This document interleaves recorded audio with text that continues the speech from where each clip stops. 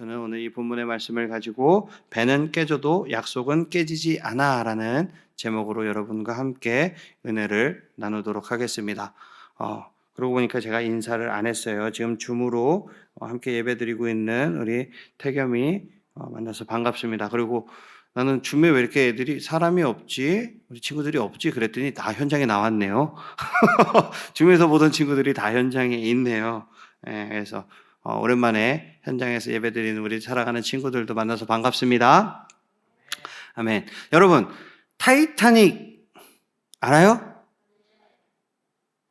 네, 타이타닉을 거의 모를 수가 없죠. 물론 모를 수는 있어요. 근데 많은 분들이 타이타닉 하면 떠오르는 게 뭐가 있죠? 그렇죠. 침몰한 거. 그리고 영화 제목이기도 하죠.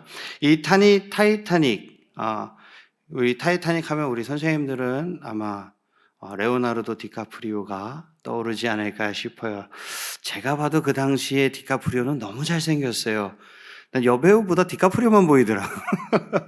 아무튼 네, 이 당시에 엄청난 여객선이었어요. 엄청나게 큰 거대한 여객선. 이 배는 1909년 3월에 만들어지기 시작을 했습니다.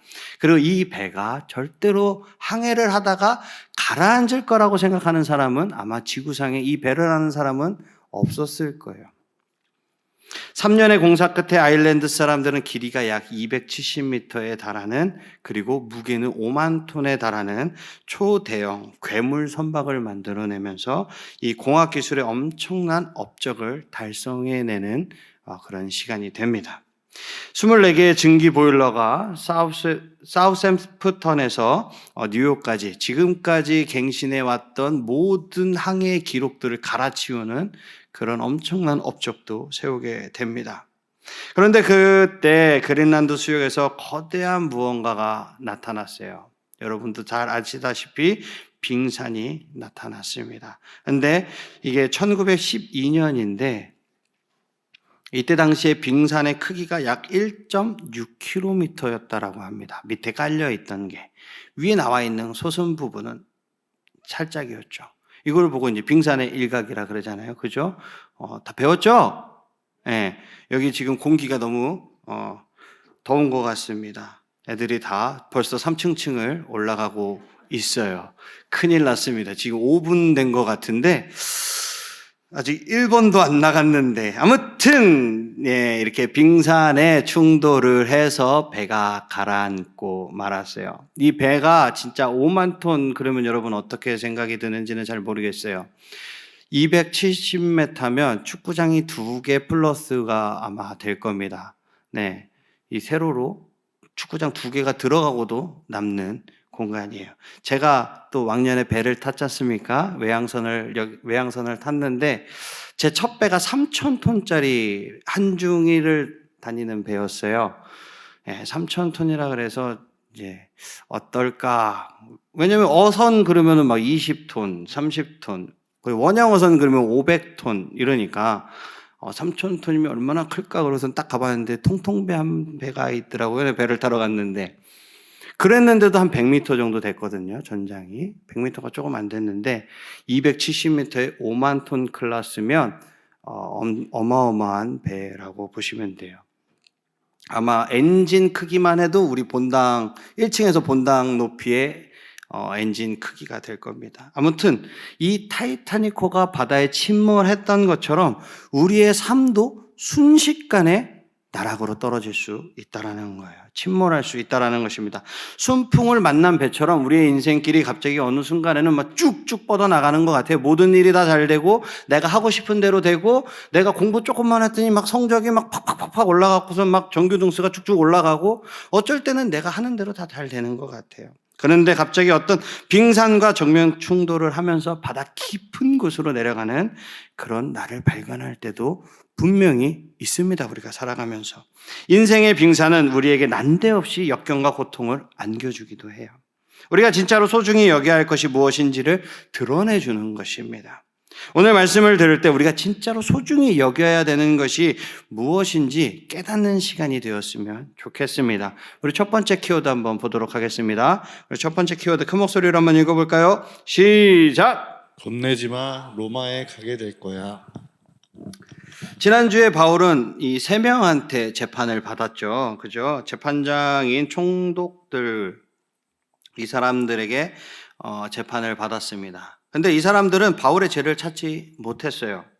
유대 종교 지도자들이 바울을 죽일 계획을 그렇게 하니까 자꾸만 세워갔습니다. 그래서 바울은 목숨이 위태로워지자 가이사랴에서 예루살렘으로 돌아가지 않을 수 있도록, 왜냐하면 돌아가게 되면 분명히 이 유대 지도자들이 자꾸만 해하려고 하니까, 죽이려고 하니까 결국엔 가이사에게 항소를 하면서 로마 시민으로서의 권리를 행사합니다. 로마 시민으로서의 가장 큰 특권 중에 하나가 이 사람이 나를 재판했는데 이거 아닌 것 같아. 그래서 2차 재심을 청구했는데 이 사람도 이게 좀 편파 판정을 하는 것 같아요. 편파 재판을 하는 것 같으면 로마 황제한테 나는 그러면은 상소하겠다 라고 할 수 있는 권한이 있는 게 로마 시민입니다. 이건 로마 시민이 아니면 황제한테 재판을 받을 수가 없는 거예요. 그래서 이 아그리빠 왕이 마지막에 이런 얘기를 하죠. 바울이 항소하지 않았다면 그는 풀려났을 것이다. 그러나 이제는 바울을 로마로 이송할 수밖에 없는 상황이 되어버렸습니다. 바울이 로마에서도 증언해야 한다는 이 예수님의 약속이 성취되기 위해서 이러한 사건이 지금 일어나고 있는 거예요. 바울은 반드시 복음을 전하러 로마에 갈 것입니다. 분명 죄수의 신분이지만 바울은 복음을 전하러 로마에 가는 것이죠. 그곳에서 로마 제국의 보호를 받으면서 복음을 전할 것입니다. 그런데 바울의 탐배가 지금 출항을 하고 얼마 지나지 않아서 큰 문제에 부딪히고 만 거예요. 타이타닉처럼 배가 깨지게 되는 상황이 된 거죠. 처음에는 순풍이 불던 날씨가 갑자기 악천후로 바뀌게 됩니다. 사도행전 27장 13절에서 26절을 우리 교독으로 한번 읽어보도록 하겠습니다. 남풍이 순하게 불매 그들의 뜻을 이룬 줄 알고 닻을 감아 그레데 해변을 끼고 항해하더니 얼마 안 되어 섬 가운데로부터 유라굴로라는 광풍이 크게 일어나니 배가 밀려 바람을 맞추어 갈 수 없어 가는 대로 두고 쫓겨가다가 가우다라는 작은 섬 아래로 지나 간신히 거루를 잡아 끌어올리고 줄을 가지고 선체를 둘러감고 스르디스에 걸릴까 두려워하여 연장을 내리고 그냥 쫓겨가더니 우리가 풍랑으로 심히 애쓰다가 이튿날 사공들이 짐을 바다에 풀어버리고 사흘째 되는 날에 배의 기구를 그들의 손으로 내버리니라. 여러 날 동안 해도 별도 보이지 아니하고 큰 풍랑이 그대로 있음에 구원의 여망마저 없어졌더라. 여러 사람이 오래 먹지 못하였음에 바울이 가운데 서서 말하되 여러분이여 내 말을 듣고 그레데에서 떠나지 아니하여 이 타격과 손상을 면하였더라면 좋을 뻔하였느니라. 내가 너희를 권하노니 이제는 안심하라. 너희 중 아무도 생명에는 아무런 손상이 없어 오직 배뿐이리라. 내가 속한 바 곧 내가 섬기는 하나님의 사자가 어젯밤에 내 곁에 서서 말하되 바울아 두려워하지 말라. 내가 가이사 앞에 서야 하겠고 또 하나님께서 너와 함께 항해하는 자를 다 내게 주셨다 하였으니 그러므로 여러분이 안심하라. 나는 내게 말씀하신 그대로 되리라고 하나님을 믿노라. 그런즉 우리가 반드시 한 섬에 걸리리라 하더라. 아멘. 바울이 탄 배가 광풍에 내던져진 이 부분을 읽으면 우리가 구약의 한 사람이 떠오르게 됩니다. 누가 떠오르죠? 그렇죠. 할렐루야. 요나 선지자가 떠오릅니다. 둘 다 하나님께 사명을 받고 보냄을 받았어요. 바울과 요나가 탄 배는 같은 해안가를 각각 지나갔고 도중에 똑같은 광풍을 만났습니다. 그런데 바울과 요나 사이에는 차이점이 있어요. 바울은 복음을 전하려고 했고 요나는 복음을 전하기는커녕 어떻게 했죠? 도망치려고 했죠. 광풍이 불자 바울은 그리스도를 신뢰하는 태도를 보였습니다. 근데 그리고서 이제 신실하게 순종함으로써 그 폭풍을 이겨내는 모습을 보여주죠. 근데 요나는 어떻게 하죠?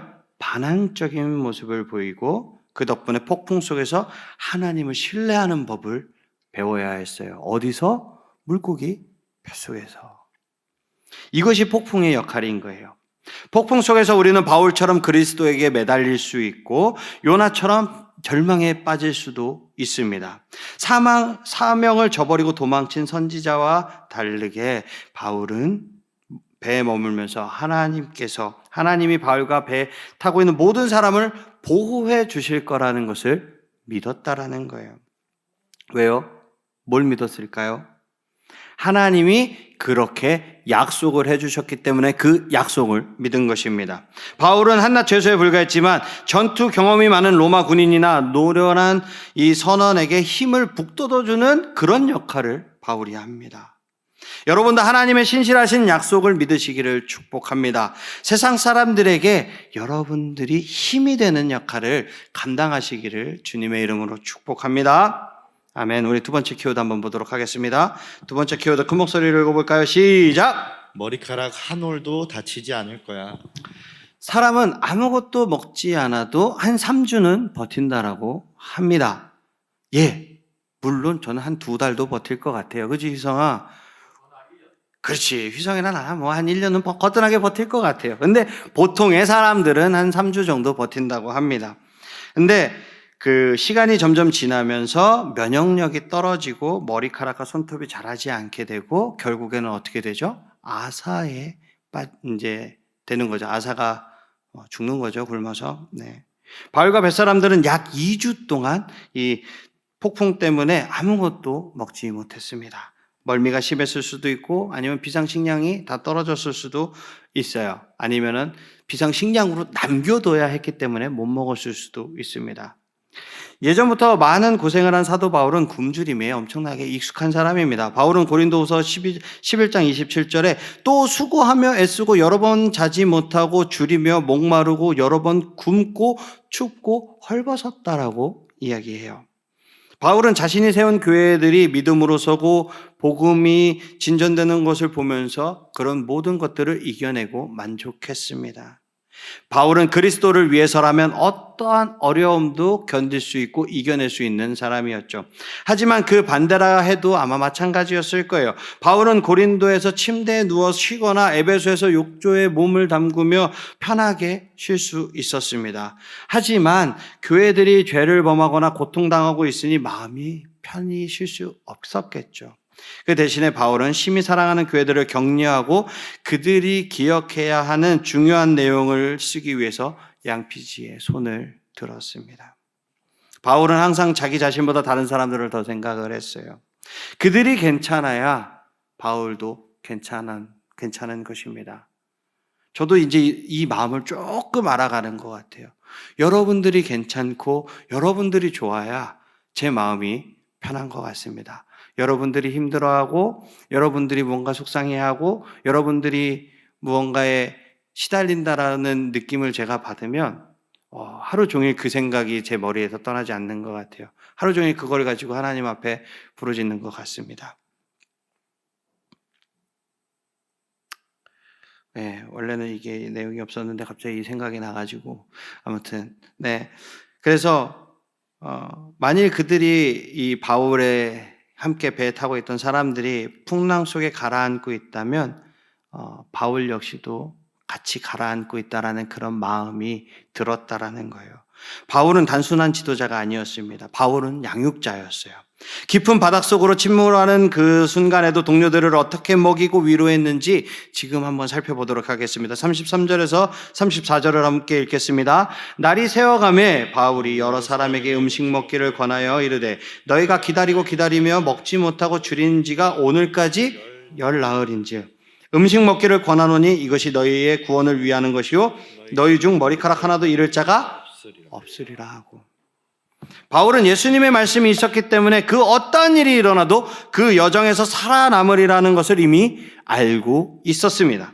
예수님이 바울에게 주신 말씀은 바울이 로마에서도 무엇을 전해야 한다고요? 복음을 전해야 한다는 것이었어요.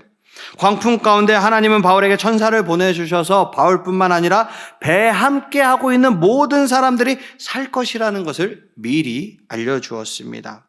바울은 자신이 들은 좋은 소식을 바울 혼자만 간직하고 안 죽을 거야, 그러니까 나는 걱정하지 말고 있어야지가 아니라 이 모든 선원들에게 알렸다라는 거죠. 바울은 그들이 풍랑을 두려워하느라 그들을 보호하고 계시는 이 하나님의 주권에서 비롯되는 그 소망을 놓치지 않기를 바랬던 것입니다. 또한 바울은 그들에게 예수님을 선포할 수 있는 기회를 아마 놓치고 싶지 않았을 거예요. 비록 지금은 절망적인 상황으로 내 눈에는 보일지라도 하나님이 자신들을 지키시며 보살펴 주신다라는 사실을 전할 수 있는 너무나도 좋은 기회가 지금 바울에게 왔기 때문이죠. 그래서 바울은 그리스도의 약속에 대한 믿음을 행동으로 옮겨서 동료 여행자들에게 음식을 먹으라고 권했습니다. 그들은 바울과 함께 불안과 두려움을 버리고 하나님의 약속을 믿을 수 있었던 것입니다. 아멘. 여러분들도 꼭 이 하나님의 약속을 믿으시기를 축복합니다. 자, 오늘 세 번째 키워드 한번 큰 목소리로 읽어보겠습니다. 시작.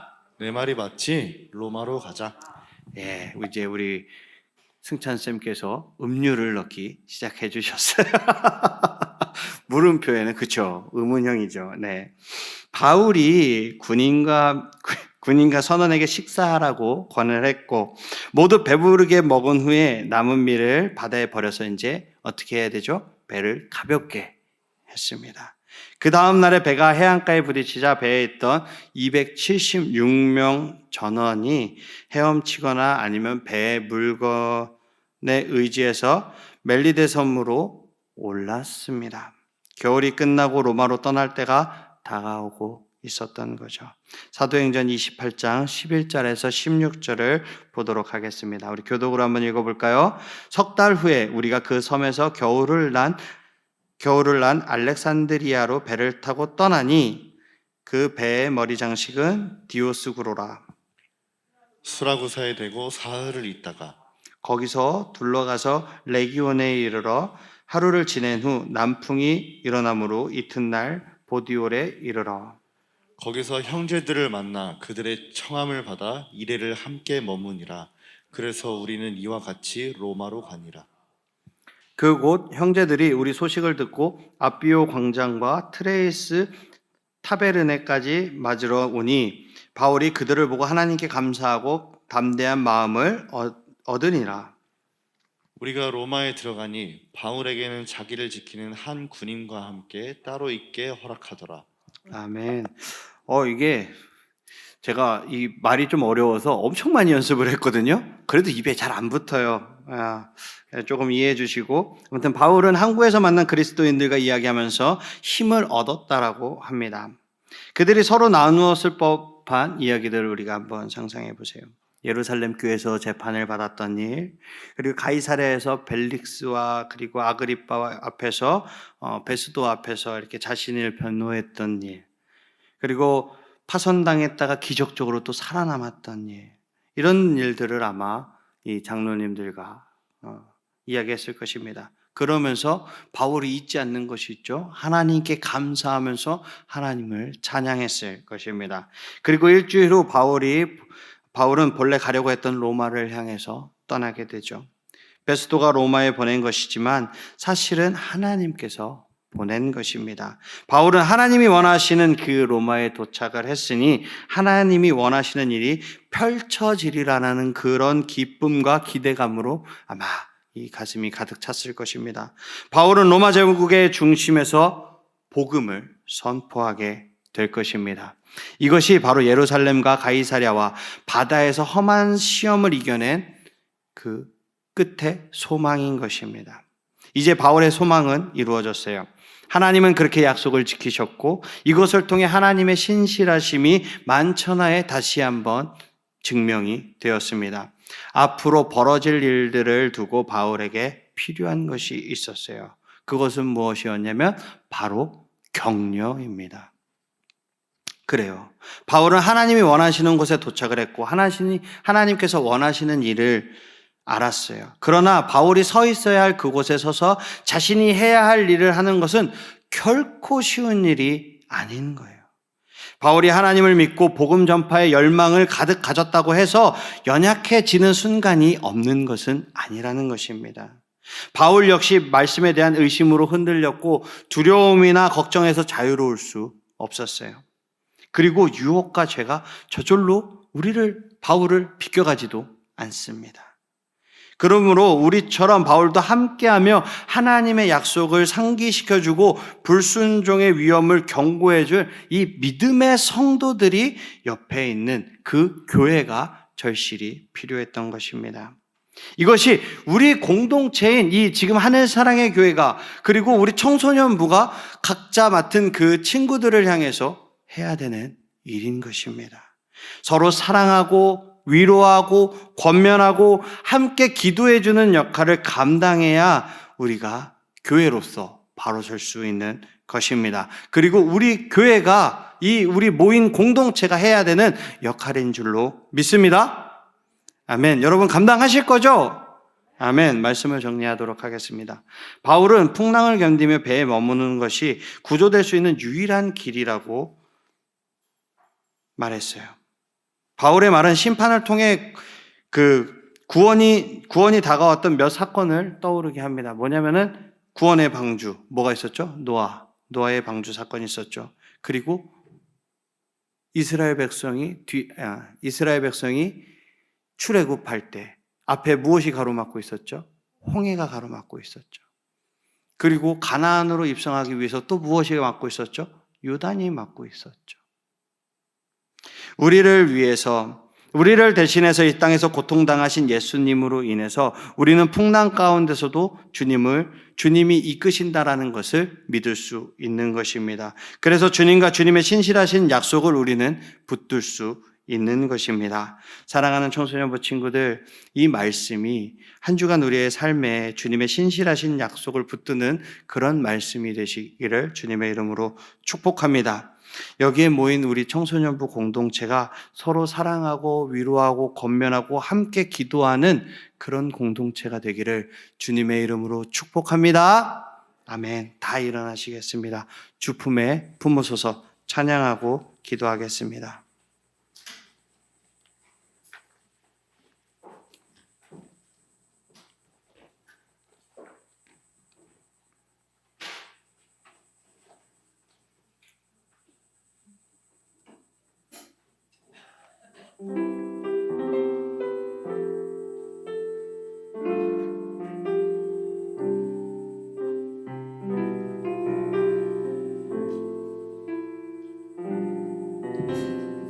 주 품에 품으소서.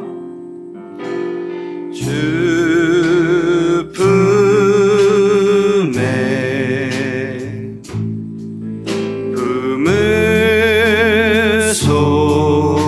품으소서.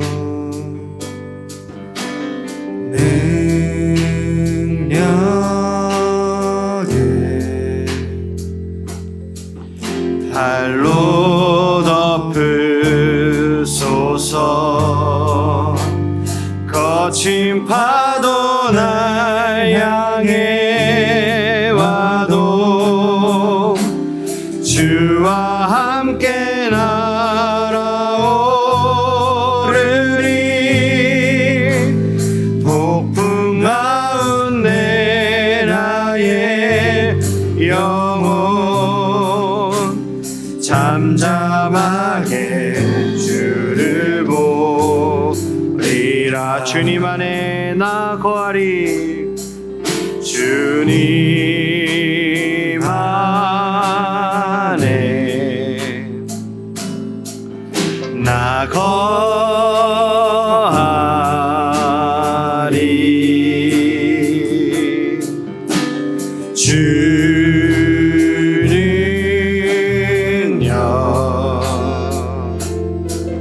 나 잠잠히 믿네. 거친 파도 날 향해 와도 주와 함께 날아오르리. 폭풍 가운데 나의 영혼 잠잠하게 주를 보. 거친 파도 날 향해 와도 거친 파도 날 향해 와도 주님과 함께 날아오릅니다. 주와 함께